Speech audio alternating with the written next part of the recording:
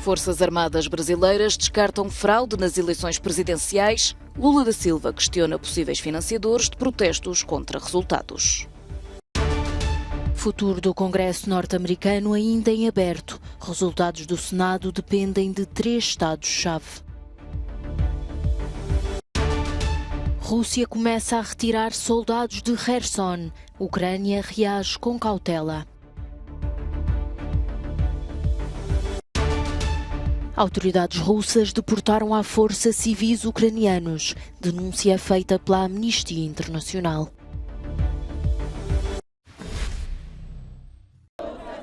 Inconformados com os resultados das eleições brasileiras, apoiantes de Bolsonaro voltaram às ruas do Rio de Janeiro esta quarta-feira para contestar o regresso de Lula da Silva ao poder.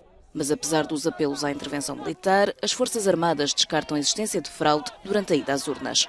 Num relatório divulgado pelo Ministério Brasileiro da Defesa, já recebido e congratulado pelo Tribunal Eleitoral, são levantadas dúvidas em relação à fiabilidade do sistema eletrónico, mas em nenhum ponto é referida a existência de crime ou conduta intencional. Essas pessoas não têm por que protestar e eu acho que é preciso detectar quem é que está financiando, sabe, esses protestos, sabe, que não tem pé nem cabeça. Lula repudiou o que chama discursos golpistas no mesmo dia em que visitou o Supremo Tribunal e se reuniu à vez com os presidentes das 2 câmaras legislativas. Fontes diplomáticas confirmaram à agência Lusa que após a passagem pela COP27, o presidente brasileiro estará em Portugal dia 18 de novembro. Nos Estados Unidos, a cor política do Congresso ainda não é clara, mas para já os republicanos lideram a corrida a ambas as câmaras. O futuro do Senado depende de 3 estados-chave: Arizona, Nevada e Geórgia. Os resultados do Arizona e Nevada poderão ser divulgados ainda esta sexta-feira. Já a Geórgia terá de esperar até dezembro por uma segunda volta, visto que nenhum dos 2 candidatos obteve 50% dos votos. Apesar do desfecho político ainda em aberto, Biden mostrou-se feliz por não ter existido uma onda vermelha republicana. A nossa democracia tem sido testada nos últimos anos, mas através dos votos, o povo americano tem falado e provado mais uma vez que a democracia é aquilo que nós somos. Os democratas mostram-se aliviados com os resultados parciais. Já os republicanos sentem que ficaram aquém das expectativas, um posicionamento também demonstrado por Donald Trump nas redes sociais. O antigo presidente fala de uma eleição de certa forma decepcionante, mas de uma vitória muito grande a nível pessoal. Os resultados finais das eleições intercalares poderão demorar ainda várias semanas, mas uma coisa é certa: mostram um país bastante dividido.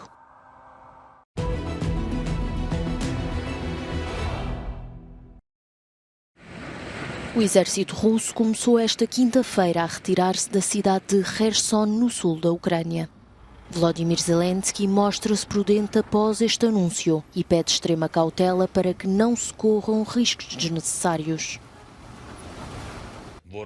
O inimigo não nos dá presentes, não mostra gestos de boa vontade. Nós lutamos por tudo isto. E quando se luta é preciso entender que cada passo vem com a resistência do inimigo. Trata-se sempre de perdas de vidas dos nossos heróis. Devemos, portanto, ter extrema cautela, sem emoções e sem correr riscos desnecessários.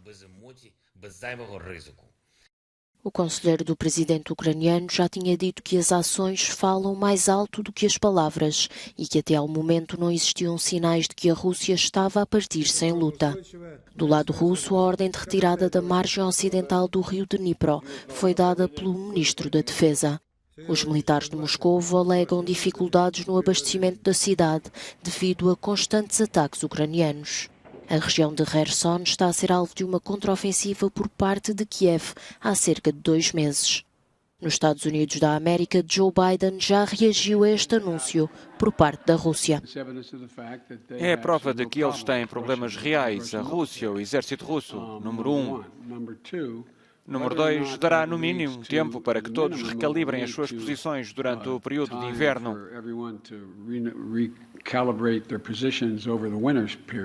Os militares ucranianos permanecem em alerta. A retirada constituirá uma das maiores derrotas russas desde o início da guerra. As autoridades russas transferiram e deportaram à força civis de zonas ocupadas da Ucrânia. Esta é a conclusão de um novo relatório da Amnistia Internacional, que denuncia que estes comportamentos podem constituir crimes de guerra ou até mesmo crimes contra a humanidade.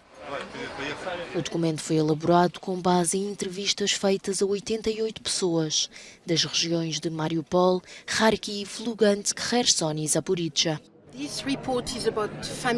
Este relatório fala sobre tragédias familiares, aborda as separações entre famílias, quer estejamos a falar de filhos, que são obrigados a afastar-se dos pais, quer estejamos a falar de irmãos separados.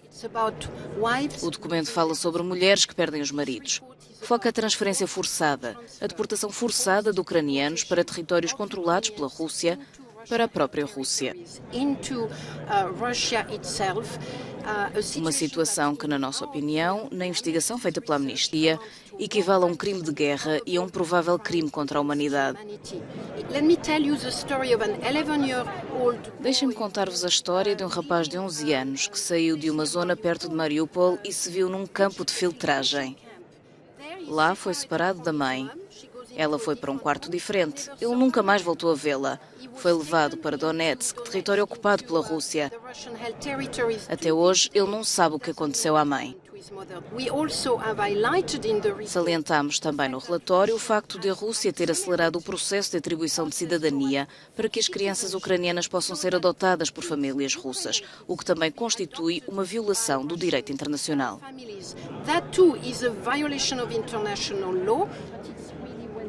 A Amnistia Internacional apela ao Tribunal Internacional para que conduza uma investigação sobre os factos apresentados.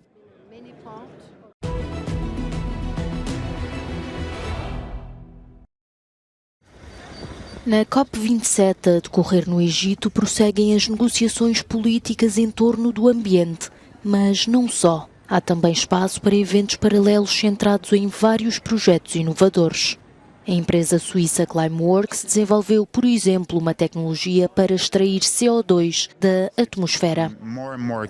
Tornou-se cada vez mais claro que, para atingir os objetivos de temperatura estabelecidos no Acordo de Paris, temos de fazer algo. Em primeiro lugar, a redução maciça das emissões a uma escala sem precedentes. Mas precisamos também de empregar tecnologias de grande escala que possam remover o CO2 da atmosfera.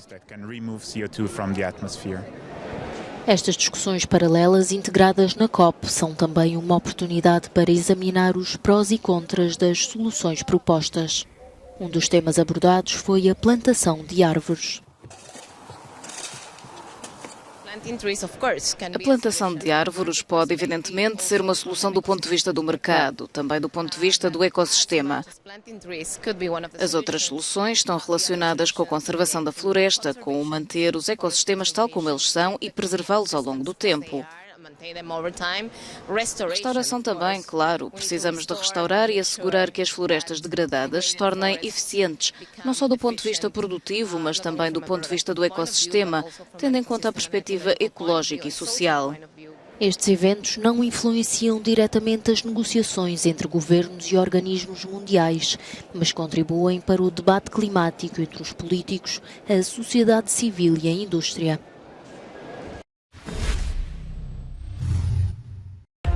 Num fenómeno raro para esta altura do ano, o furacão Nicole chegou esta quinta-feira à costa atlântica da Flórida, nos Estados Unidos.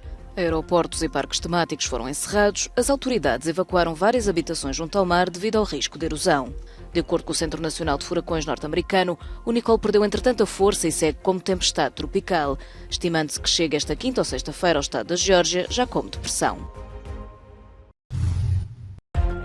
Pela primeira vez na história da Christie's, um leilão ultrapassou a marca dos 1.000 milhões de euros. O novo recorde foi fixado pela coleção de arte do falecido cofundador da Microsoft, Paul Allen. Obras de Van Gogh, Cézanne, Gauguin, entre outros pintores de renome, foram vendidas por cerca de 1.500 milhões de euros. Todas as receitas serão doadas a instituições de solidariedade.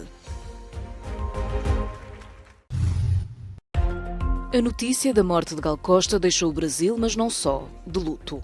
Nas redes sociais multiplicam-se os lamentos à partida da artista e até Marcelo Rebelo de Sousa evocou a cantora brasileira, já com saudade, agradecendo o meio século de canções. Musa do tropicalismo e uma das vozes mais proeminentes da música popular brasileira, Gal Costa morreu esta quarta-feira aos 77 anos.